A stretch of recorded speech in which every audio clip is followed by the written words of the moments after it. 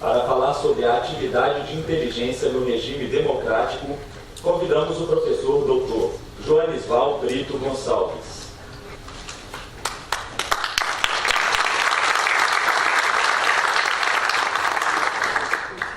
Doutor em Relações Internacionais pela UNB, Joanisval Brito Gonçalves dedica-se a estudos nas áreas de inteligência e controle da atividade de inteligência, segurança nacional e defesa, e direito internacional. É consultor legislativo do Senado Federal para a área de Relações Exteriores e Defesa Nacional e consultor para a Comissão Mista de Controle das Atividades de Inteligência do Congresso Nacional. É também vice-presidente executivo da Associação Internacional para Estudos de Segurança e Inteligência e autor de livros e artigos nas áreas de inteligência, direito internacional e relações internacionais.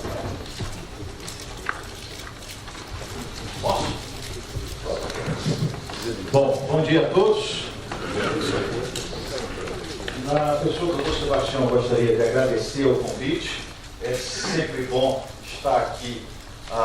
Primeiro, a cidade de São Sebastião do Rio de Janeiro, né? Rio de Janeiro sempre nos atrai muito. E, em segundo lugar, num evento promovido pelos tribunais de contas. É importante nós discutirmos esses temas. Minha voz está chegando aí atrás?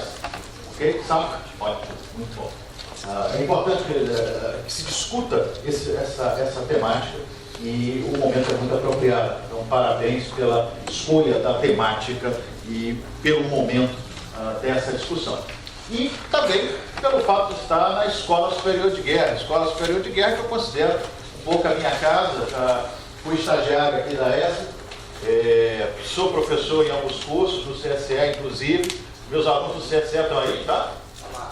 Pronto, Daqui a pouco a gente vai conversar mais tarde, depois do almoço. Nós temos uma aula com o pessoal do CSE sobre controle da atividade de inteligência.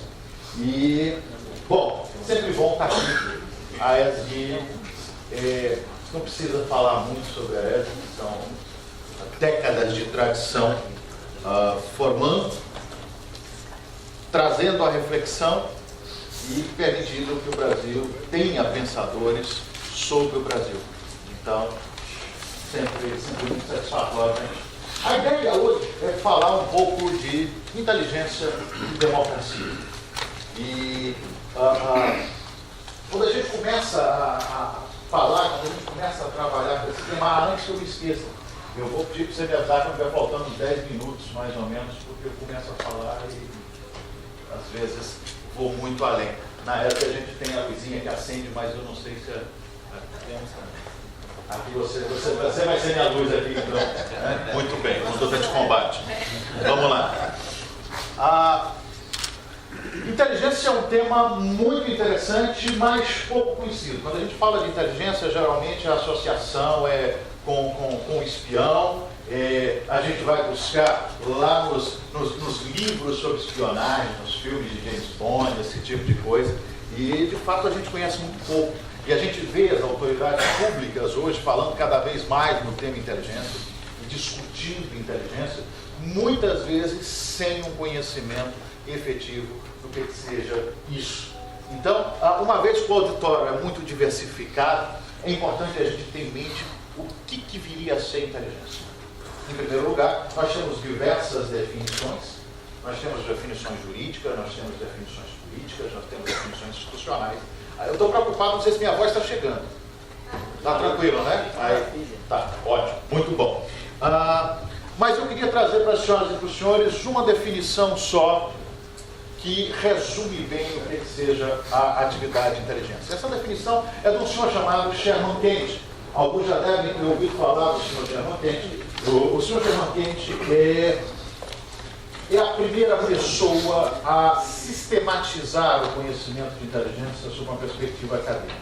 O senhor Sherman Kent é da primeira geração da CIA, a Agência Central de Inteligência dos Estados Unidos, que foi criada ao final da Segunda Guerra Mundial, no início da Guerra Fria. De fato, a CIA é de 47.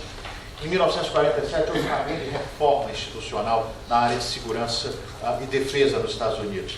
Para os senhores terem ideia, foi criada, por exemplo, a Força Aérea dos Estados Unidos. Sempre bom lembrar que a Força Aérea Brasileira é mais antiga que a Força Aérea dos Estados Unidos da América, como instituição. Em 47 é criado o Conselho de Segurança Nacional nos Estados Unidos. E em 47 é criada a Agência Central de Inteligência como um órgão de assessoramento do presidente dos Estados Unidos da América em questões altamente sensíveis, em questões estratégicas e que necessitariam, para serem trabalhadas, de um conhecimento especializado. E aí a criação da CIA. E para compor a CIA, a primeira geração, eu gosto muito de história, eles foram buscar 3 grupos específicos para compor a primeira geração, que a gente chama da geração de ouro da CIA.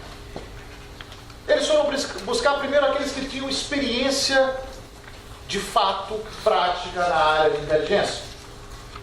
Então, aqueles que haviam combatido durante a Segunda Guerra Mundial. Veja, a Segunda Guerra Mundial havia acabado um pouco antes, a guerra acaba em 8 de maio na Europa, em setembro, em 2 de setembro, no Pacífico.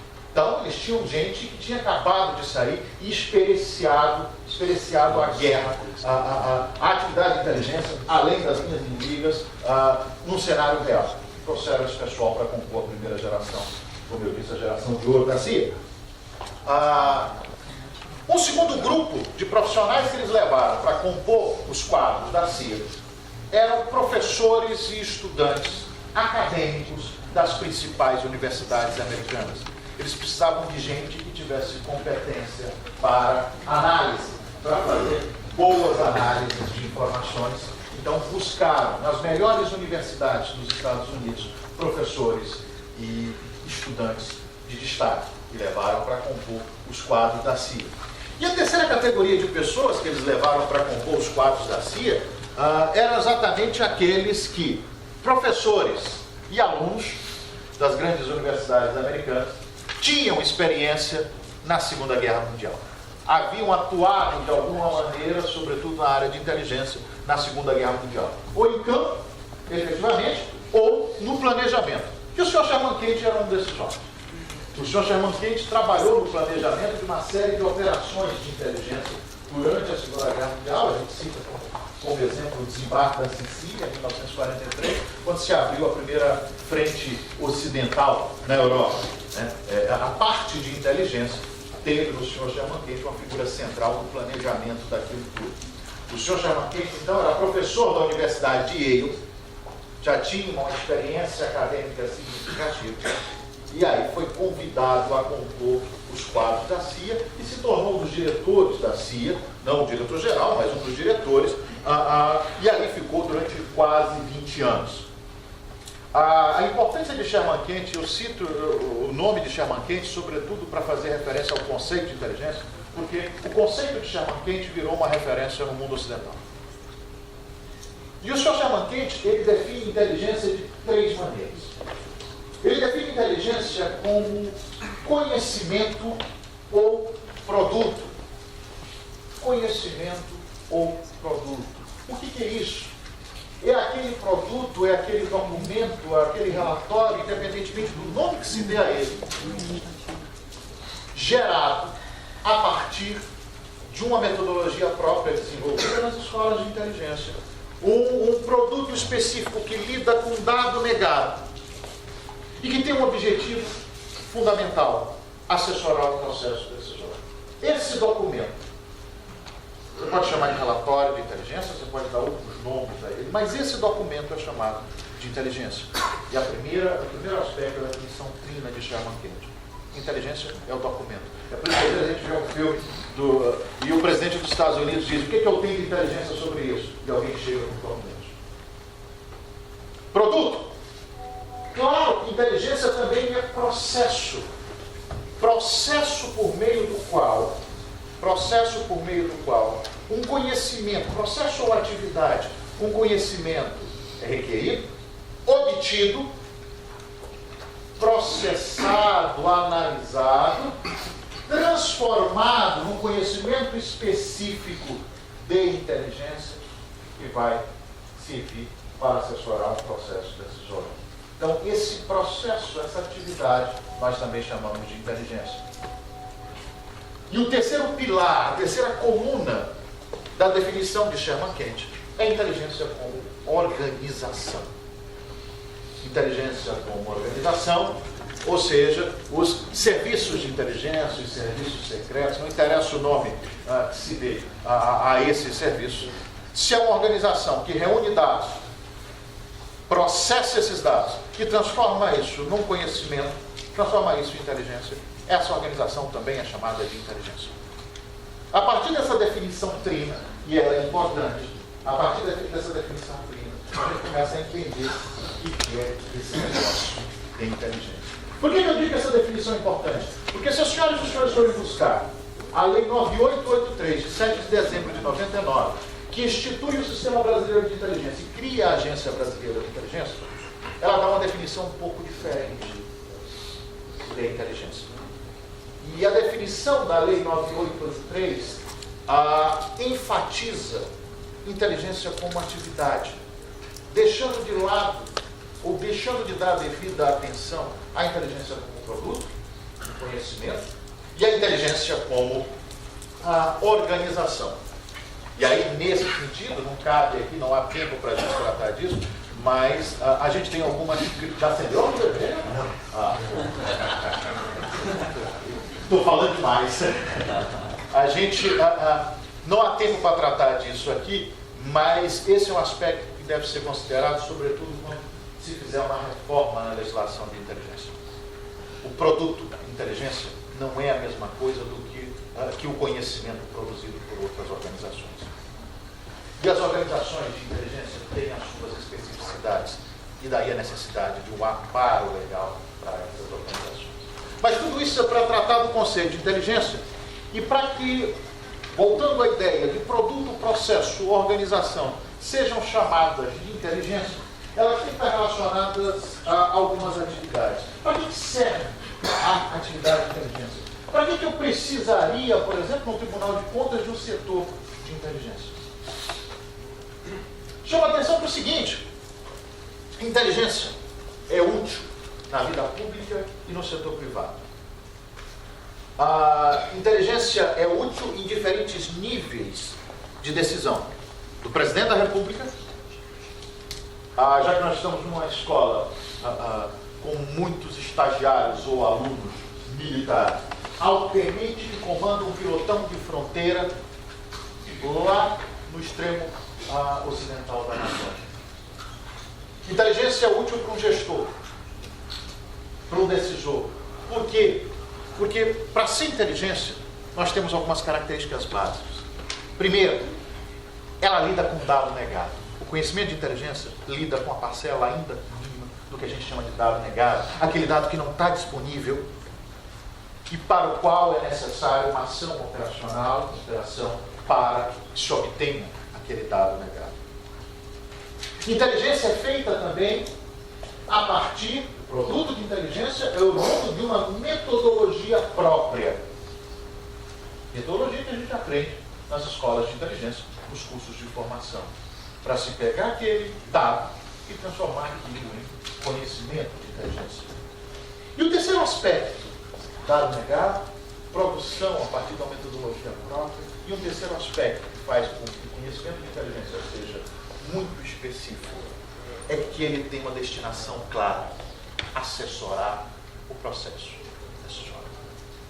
Onde houver tomada de decisão, seja na presidência de um tribunal de contas, seja numa organização militar, seja numa secretaria de segurança, seja numa gerência ou numa diretoria, onde se lide, por exemplo, com políticas públicas, há processo decisório, é importante um conhecimento especializado para assessorar esse processo decisório. Bom, e aí a gente tem que partir de algumas premissas para falar um pouco de inteligência, já que a gente está falando, o tema é tratar de inteligência na democracia. O primeiro dado importante sobre a atividade de inteligência aqui, quando falarmos de democracia, é que a gente costuma dizer, quem é da área de inteligência sabe disso, a gente costuma dizer que a nossa, e quem foi da inteligência nunca deixa de ser, a segunda profissão mais antiga do mundo. A gente diz que é a nossa segunda profissão mais antiga do mundo, né? Às vezes confundida com a primeira profissão mais antiga do mundo, quando nós não somos chamados com muita regularidade filhos da primeira profissão mais antiga do mundo. De toda maneira, existe uma relação muito estreita entre as duas profissões mais antigas do mundo. De fato, o ofício do espião, a atividade de inteligência, ela é muito antiga. Eu não sei se tem alguém aqui do Maranhão ou do Piauí que conhece o professor Raimundo Teixeira. O professor Raimundo Teixeira é uma referência na área de história da inteligência. O professor Raimundo sempre cita a Bíblia quando ele fala de inteligência. Ele cita, por exemplo, uma das primeiras atividades de inteligência, que foi um reconhecimento operacional que é feito quando Noé lança a pombinha que volta com o ramo de oliveira.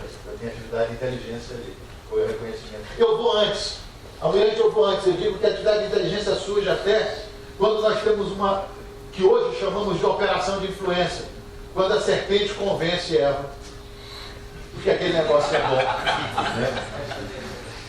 E faz. Bom, essa história a senhora já conhece, então a atividade de inteligência está ali no começo. Do ponto de vista mais palpável, a gente diz que a atividade de inteligência começa, minha gente, quando aquele primeiro chefe tribal reúne 2 de seus homens e diz para eles: olha, eu quero que vocês atravessem esse rio, atravessem essa floresta, cheguem naquela outra tribo, nós sabemos muito pouco sobre aquela tribo, e descubram tudo que eles têm. Se eles são coletores ou caçadores, que tipo de armas que eles usam, quantas mulheres eles têm, o que é aquele negócio que eles chamam de fogo, que eles estão sabendo. A partir do momento que eu tenho esses guerreiros designados para essa missão, e que vão lá, obtêm esse conhecimento, conseguem trazer de volta para esse chefe tribal, eu tenho o surgimento da atividade de inteligência. E aí eu tenho que contar uma história para os senhores. A atividade de inteligência existe desde que o mundo é mundo. E a notícia que para alguns pode ser triste é que a atividade de inteligência vai continuar a existir desde que o mundo, enquanto existir seres humanos sobre a face da Terra. Enquanto houver ser humano sobre a face da Terra, nós teremos a atividade de inteligência sendo empregada por alguém com que objetivo? 2, basicamente. Obter dados e informações sobre pessoas, grupos, organizações, governos. Dados e informações que são de interesse daquele que controla essa organização de inteligência. Primeiro objetivo, obter dados e informações que são de interesse de alguém. E o segundo objetivo, que é utilizado em larga escala pelo mundo também, apesar de no Brasil a gente ter dificuldade de lidar com isso, influenciar pessoas, organizações, grupos e governos. A atividade de inteligência está funcionando. Outro dado importante, não é privilégio de grandes potências. A atividade de inteligência é empregada por estados, por organizações, empresas, grupos. Então nós podemos nos ver diante sempre de uma organização, de uma empresa, de uma pessoa que está ali designada para obter dados a seu respeito, a respeito de sua instituição. Será que é dado de interesse do Tribunal de Contas que podem ser uma decisão de um conselheiro previamente? Um determinado procedimento dentro de um Tribunal de Contas, já que a gente está falando de Tribunal de Contas? Uma informação que, se antecipada, pode fazer uma grande diferença. Então, a partir do momento que nós temos algum conhecimento sensível, a partir do momento que temos a posse de algum dado que consideramos sigiloso, sensível e que precisamos proteger, estejam certos, caras e senhores, que nós podemos ter alguém interessado em obter esse dado. E utilizando técnicas específicas para a obtenção desses dados. Então, obtenção de dados e influência. Influenciar um processo decisório. Isso é desde que o mundo é mundo e vai continuar sendo enquanto houver seres humanos sobre a face da Terra. E aí alguém vai me dizer, mas isso é um absurdo, eu não gosto disso. E aí aqueles que já foram meus alunos sabem que eu darei uma resposta muito tranquila a esse questionamento. Direi, simplesmente, você não gosta disso, se você morra. Morra. Porque os serviços vão continuar atuando. Porque as organizações vão continuar atuando. E se você não tiver o seu dado protegido, ele vai ser obtido. Ah, mas eu não gosto. Morra. Se eu fosse um pouco mais de idade, ele dizia sempre chora. Mas não, eu já fico com uma linha um pouco mais dura. Bom, então a inteligência serve para isso, para obter dados e produzir conhecimentos. E na sua vertente de contra-inteligência, o que eu tenho que fazer? Isso é muito importante, por exemplo, numa discussão no Tribunal de Contas. Desenvolver mecanismos para neutralizar a ação da inteligência adversa. Porque se eu tenho conhecimento, e um conhecimento específico e privilegiado, alguém tem interesse nesse conhecimento. E é por isso que nós precisamos desenvolver nas nossas instituições, e esse é um problema do Brasil como país, que não tem desenvolvido isso, estruturas e mecanismos de contra-inteligência, para evitar que um adverso tenha acesso ao nosso dado negado. Bom, inteligência serve para isso. Um outro aspecto relacionado à inteligência, senhoras e senhores, eu disse que era a atividade mais antiga do mundo.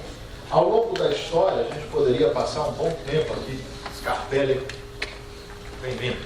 Ao longo da história, a gente poderia passar um bom tempo aqui falando de casos de inteligência. Essa é uma parte boa, história da atividade de inteligência, mas eu vou deixar os senhores sem essas informações hoje. Né? Fica para um próximo evento, a gente contar um pouco de história de casos da atividade de inteligência.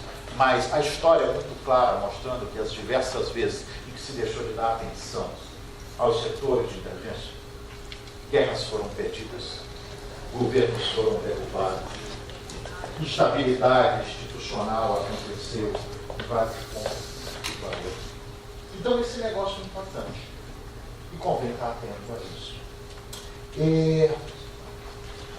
Um outro aspecto relacionado à inteligência que é importante que se tenha em mente, isso é fundamental, é que inteligência e democracia são duas coisas plenamente compatíveis.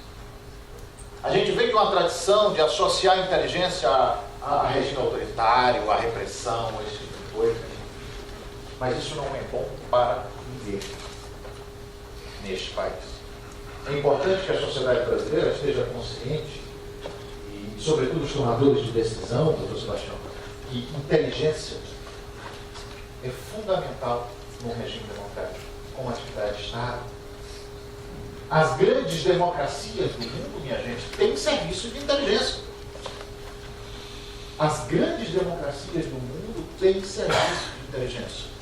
Estados Unidos, Canadá, cadê Deus?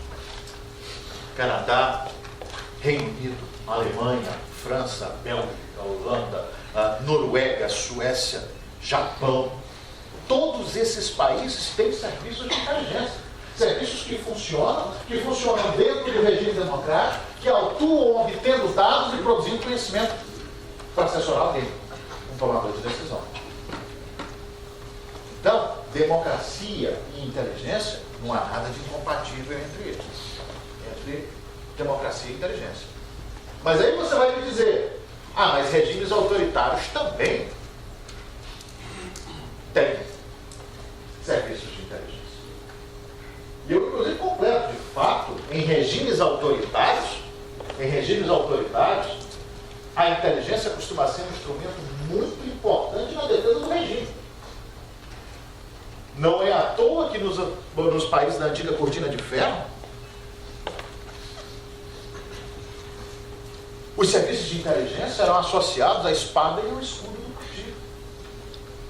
Então, em regimes autoritários, se os senhores e as senhoras forem buscar na história, os senhores vão ver que sempre nós temos um chefe de inteligência muito ligado ao tomador de decisão, de instância, ao presidente, ao ditador, ao chefe de Estado. E era ali que ele tinha que ficar mesmo. A inteligência tem que estar grudada no chefe. A inteligência tem que estar grudada no tomador de decisão principal. O núcleo de inteligência no Tribunal de Contas tem que estar vinculado à presidência. Bom, você vai me dizer, no regime autoritário servia, funcionava? Sim, funcionava. E a consequência dessa observação é a pergunta. Bom, mas inteligência é útil para a democracia e compatível. E inteligência também é útil e compatível com regimes autoritários.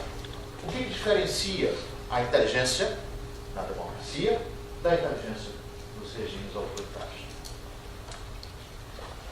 Esse daí vai ser o tema da nossa aula da tarde. Então eu já vou antecipar, porque quando eu for fazer essa pergunta, vocês já sabem à tarde, né? Já ganham. Não é pior positivo, não. Vai volta azul. Que a ESGA não tem mais isso. O que diferencia? Exatamente. A palavra é única, é simples. Controle. A grande diferença da atividade de inteligência a serviço de um regime democrático, da atividade de inteligência no regime autoritário, é que na democracia ela está sob rígidos controles internos, e isso nos regimes autoritários também geralmente assim está, mas sobretudo controle externo. Controle externo. Controle externo é fundamental. Controle externo é essencial para uma democracia. E para uma atividade de inteligência concentrada com os princípios democráticos, o controle é essencial. É muito simples. Com o controle, nós conseguimos evitar, nós conseguimos, pelo menos, dificultar que os serviços de inteligência operem de uma maneira não democrática. Por quê? Porque quem lida com inteligência lida com informação. Informação é poder. É natural, nós somos humanos. E que bom que nós somos humanos. É natural que em algum momento haja um risco de uma arbitrariedade, de se ultrapassar a tênue linha da legalidade, ou algo que é fundamental para a inteligência, que se quebre algo que é fundamental para a inteligência, os princípios éticos que norteiam a atividade. Inteligência sem ética não existe, é problemático.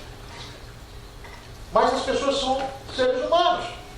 E nesse sentido, é importante que eu tenha mecanismos que limitem qualquer possibilidade de arbitrariedade cometida por esses órgãos. É para isso que eu tenho um controle externo. É importante que eu tenha um controle externo.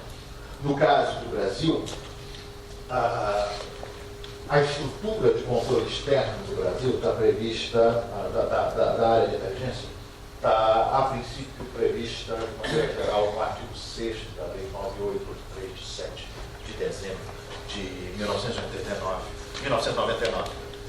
E a Lei 9883, ela fala que o controle externo ele é fundamentalmente conduzido pelo Poder Legislativo, como deve ser. E aí a importância dos tribunais de contas para o controle financeiro, orçamentário, contábil. E a importância do parlamento para o controle político finalista.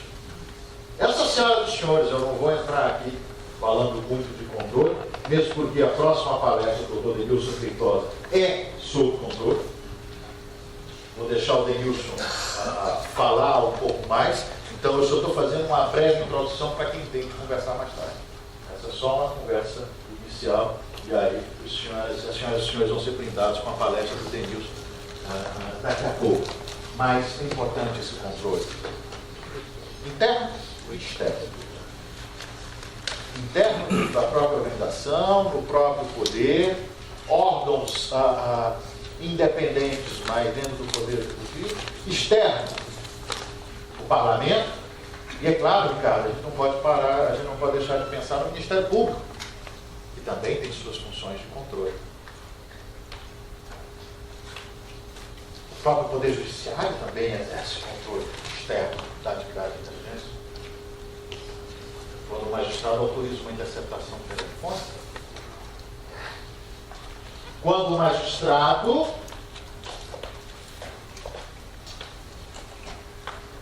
aceita e conduz uma denúncia contra uma ação contra um determinado serviço ou pessoa ou serviço.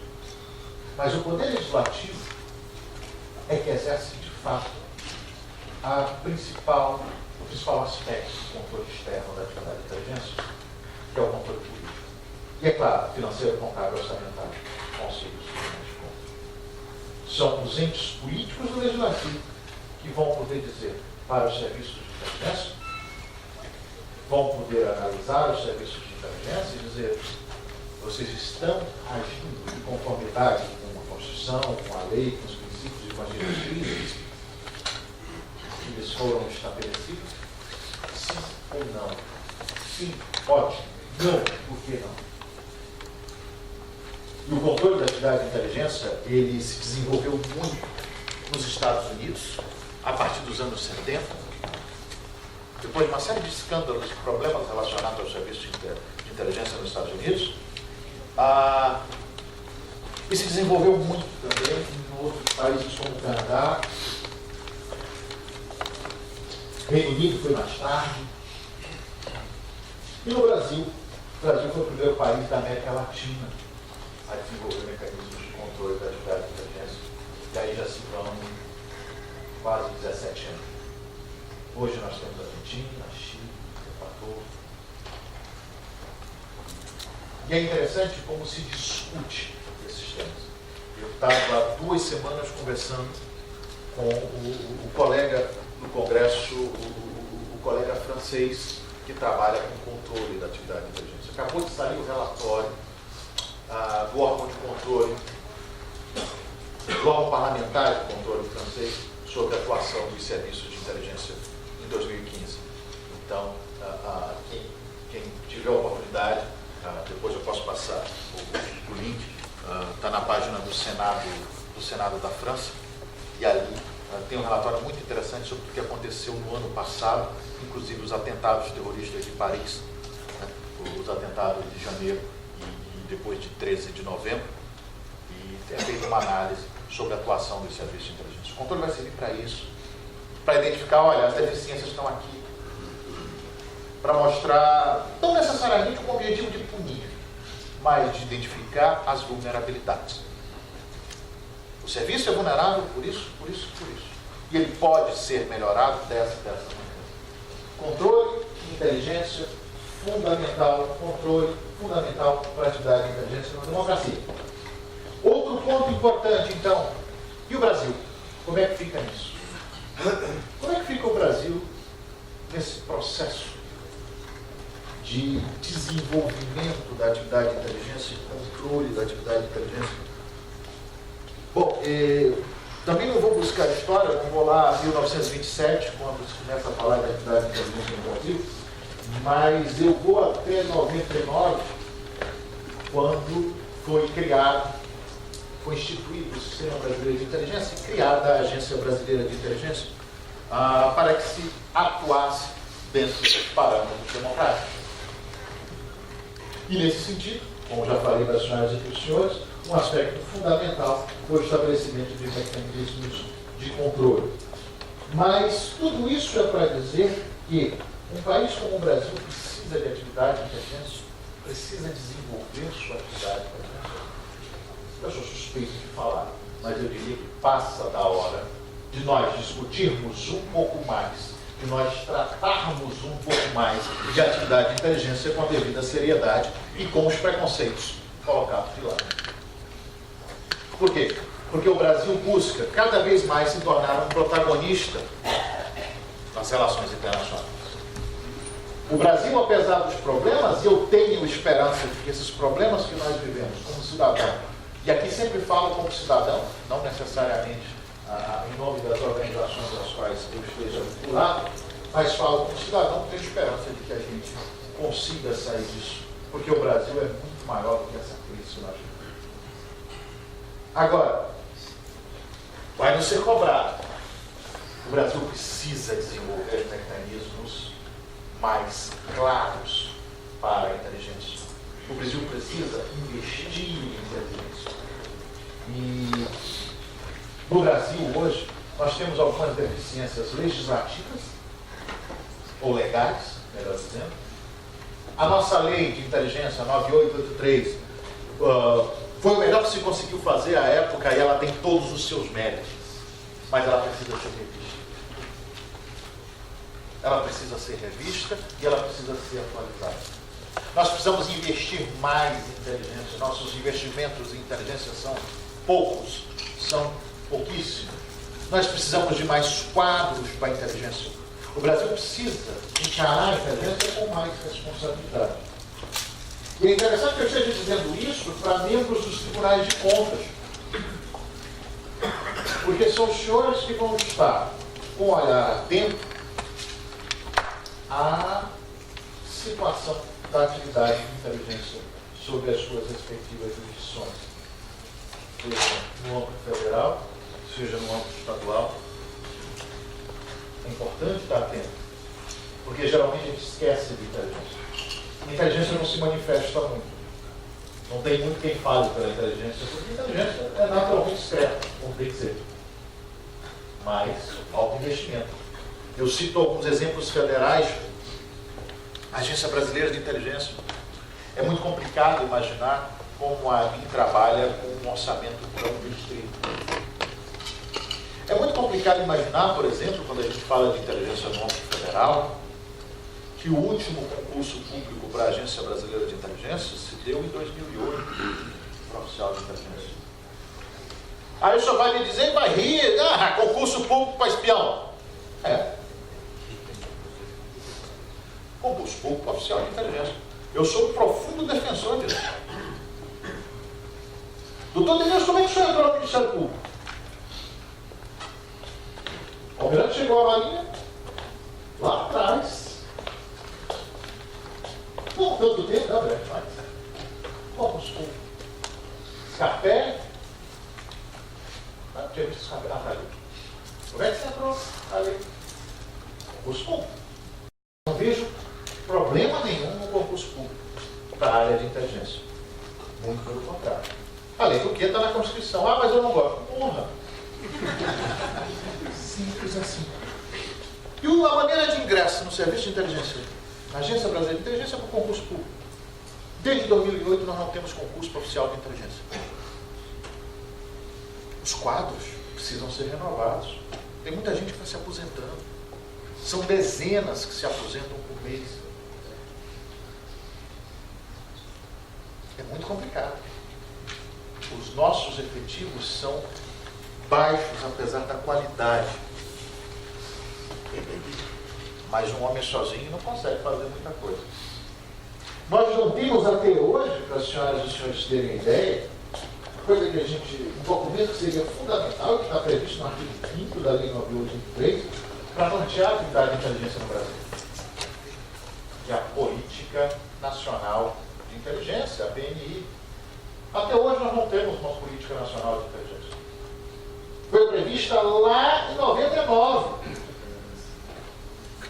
Em 2009, o presidente Lula encaminhou uma proposta de Política Nacional de Inteligência ao Congresso, como manda a lei, a SECAI, a Comissão de Controle. Lá ela foi avaliada, foi em dezembro de 2009. Em agosto de 2010, o Congresso devolveu para o presidente da República a Política Nacional de Inteligência com as suas considerações. Em outubro de 2010, ela estava pronta para ser baixada.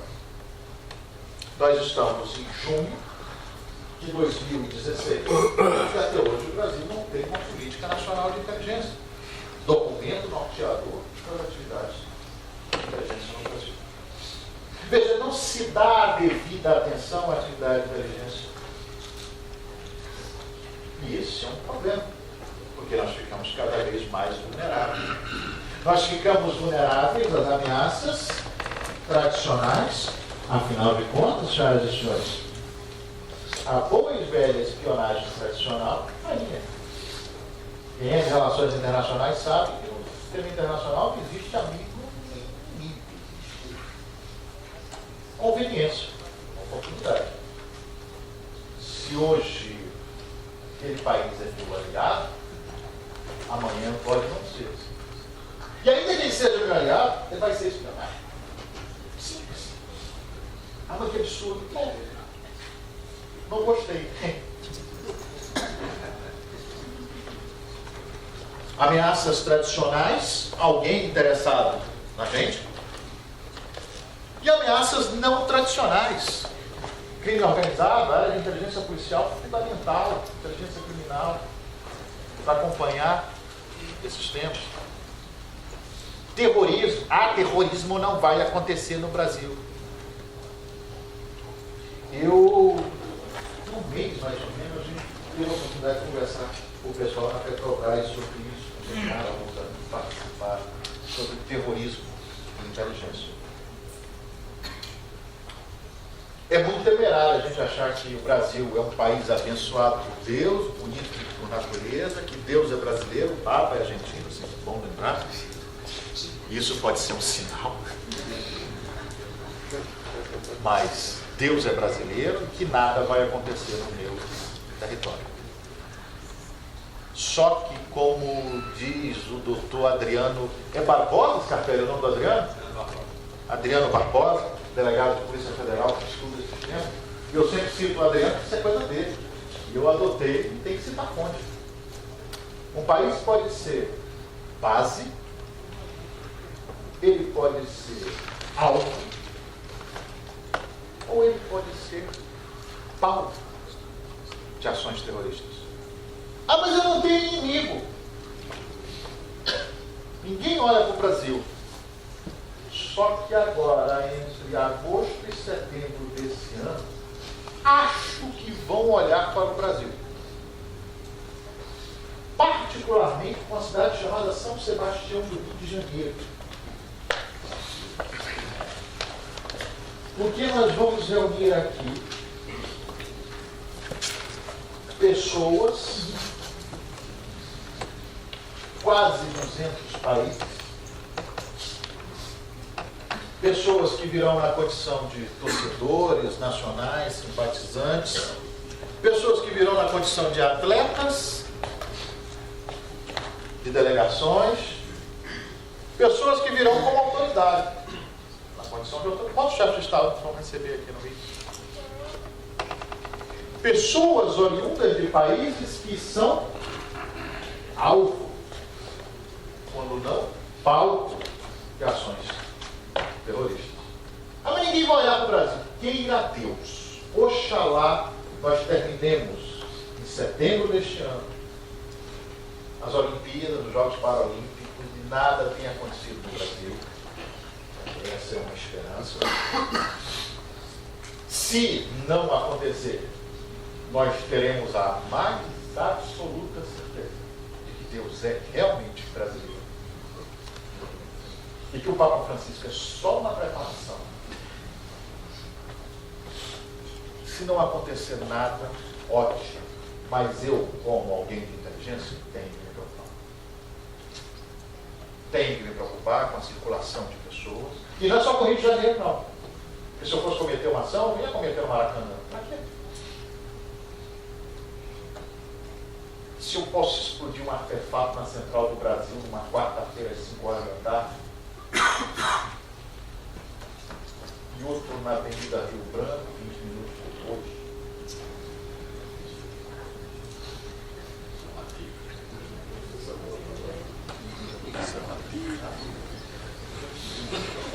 e aí, se eu quiser gerar um caos lá no centro do Rio, Uruguaiana, pode ser? Não é bom não. Só para gerar o caos numa quarta-feira, 5 horas da tarde.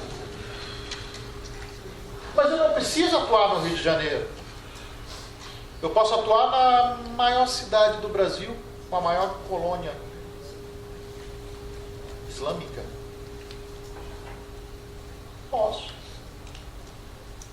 As atenções não estão para a República Federativa do Brasil. Ou se eu quiser, eu posso atuar em Brasília.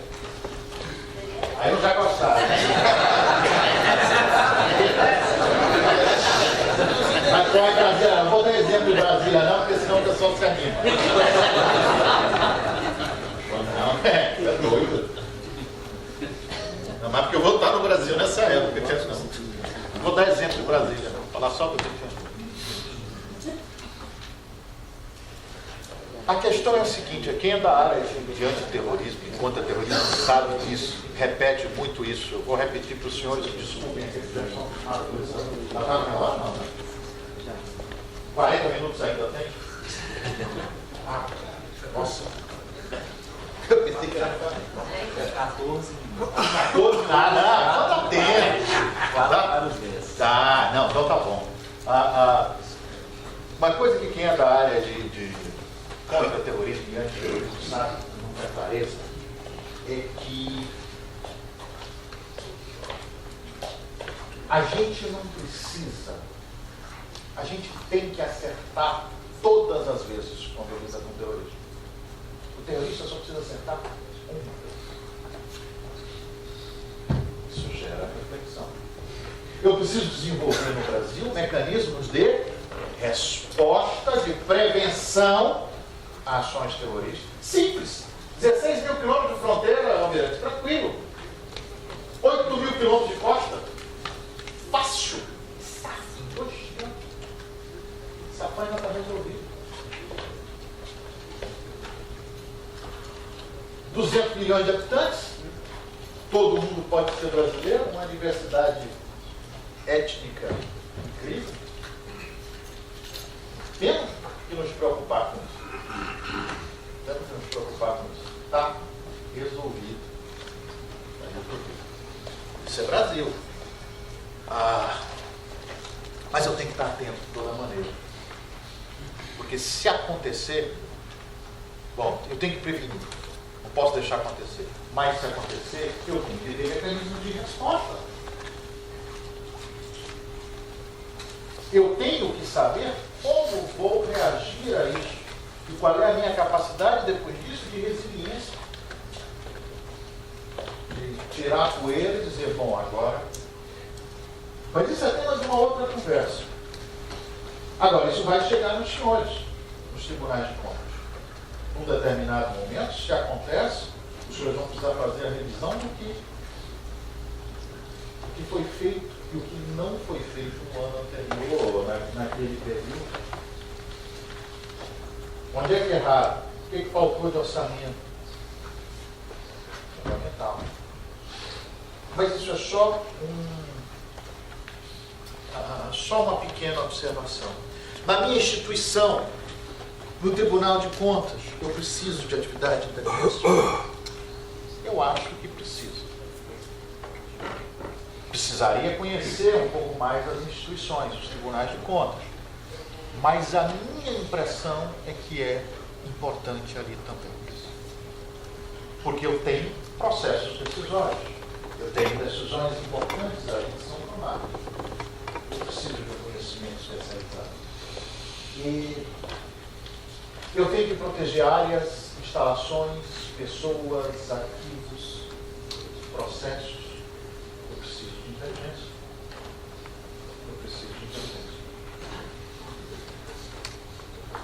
E eu tenho que pensar nisso. Se não como alguém do Tribunal de Contas, eu preciso pensar nisso como cidadão. Porque é importante que a sociedade desenvolva uma cultura de inteligência. E essa é a minha... Já chegando para o final. Vou conseguir... Tem visto estar ali? Não, cadê? Tem visto estar lá em cima? Daqui a pouco a gente fala. Tá, então eu consigo falar um pouquinho mais. Depois que começar a falar, vocês vão esquecer de tudo que eu falei. Né? É importante que a sociedade discuta, que a sociedade desenvolva o que eu chamo de uma cultura de inteligência. Eu tenho algumas cruzadas no Brasil. Eu costumo dizer que, infelizmente, nós não temos uma cultura de planejamento no Brasil. E essa é uma escola de planejamento. Nós não temos uma cultura de planejamento no Brasil, abre parênteses, fora das Forças Armadas. Porque nas Forças Armadas, se você não planeja, você morre. É essencial para o militar. Todo receber mensagem da ESG dizendo: professor, hoje a sua aula está marcada, digamos que fosse hoje, a sua aula está marcada para quinta-feira, 20 de março, às 13h10. Eu recebo isso hoje. É planejamento. Nós não temos essa cultura de planejamento. E quem não tem cultura de planejamento é feito de surpresa e fica vulnerável. Simples assim. Aí acontece alguma coisa, não estava sabendo. Então nós temos uma cultura de planejamento. Fundamental. Nós não temos uma cultura de segurança e defesa. Não é à toa que o Brasil, Coronel Brito, é quem menos investe em defesa. É quem tem um programa espacial que tinha tudo para usar o trocadilho, está na estratosfera, que está aí, gatinhando. É um país cujo programa nuclear, eu nunca digo para o pessoal da Marinha, às vezes quando falo para o pessoal da Marinha, o programa nuclear não é um programa nuclear da Marinha, é um programa nuclear do Brasil. O nosso programa nuclear está aí desde a década de 70.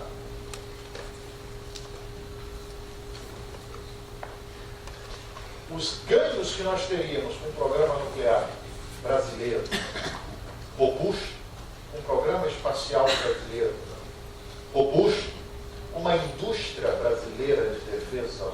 Vamos fazer arma. Não, vamos fazer indústria de defesa.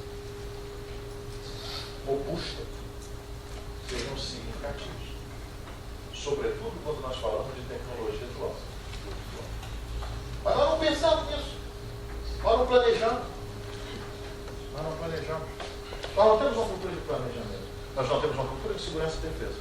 Nós não temos uma cultura de inteligência. E quem não tem uma cultura de inteligência fica vulnerável. Porque a inteligência serve para mais duas coisas e com isso eu vou encerrar. Inteligência serve para identificar as ameaças, sem dúvida nenhuma. Sem dúvida nenhuma. Mas inteligência também serve para identificar oportunidade. Nós esquecemos disso. Inteligência serve para identificar oportunidade. Nós não temos cultura de inteligência, planejamento e defesa. Nós não sabemos como lidar com isso.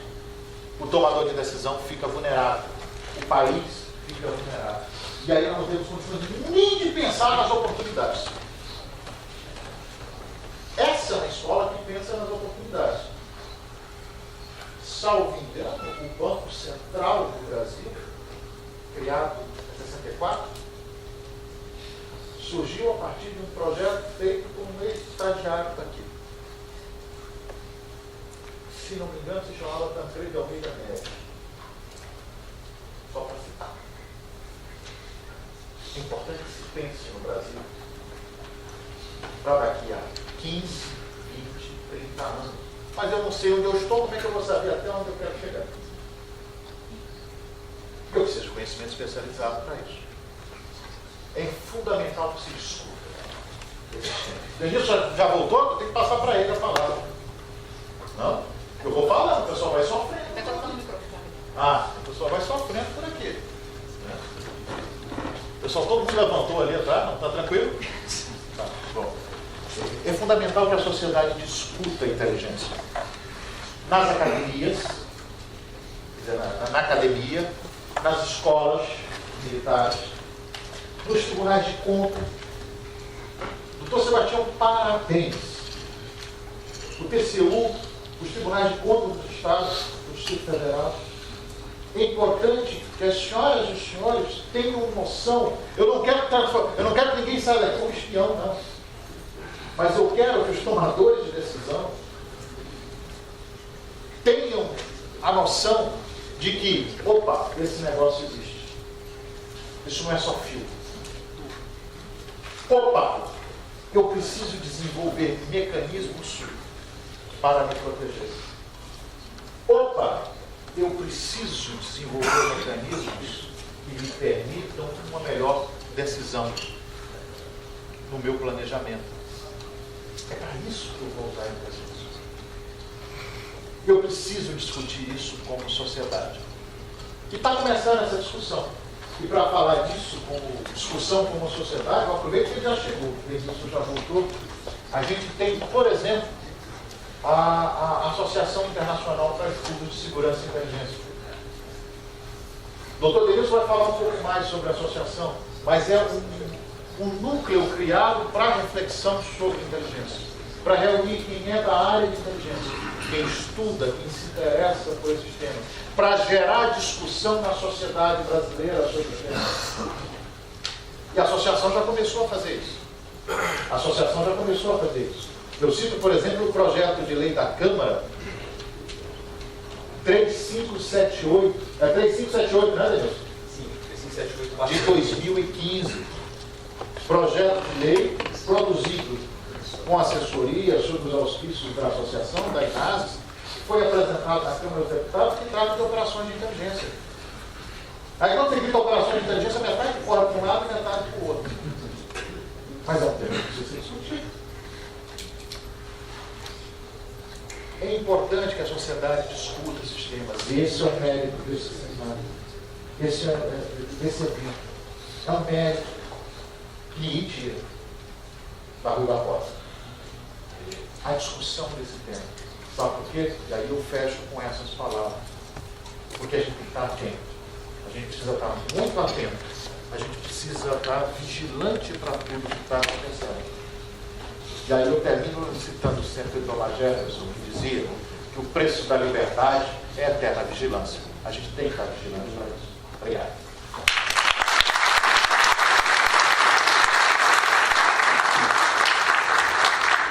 Agradecemos ao primeiro palestrante desta manhã, doutor em Relações Internacionais, Joanisval Brito Gonçalves. Convidamos agora o senhor presidente do Tribunal de Contas do Estado do Rio de Janeiro, conselheiro Jonas Lopes de Carvalho Júnior, para entregar o certificado e uma lembrança do Instituto Rui Barbosa ao nosso palestrante.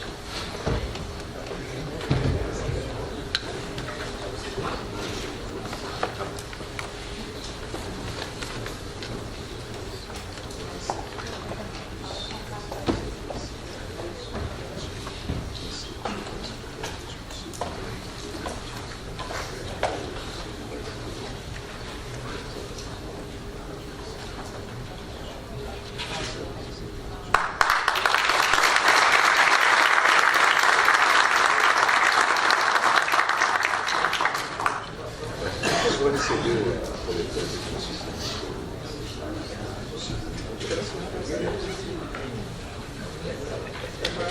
a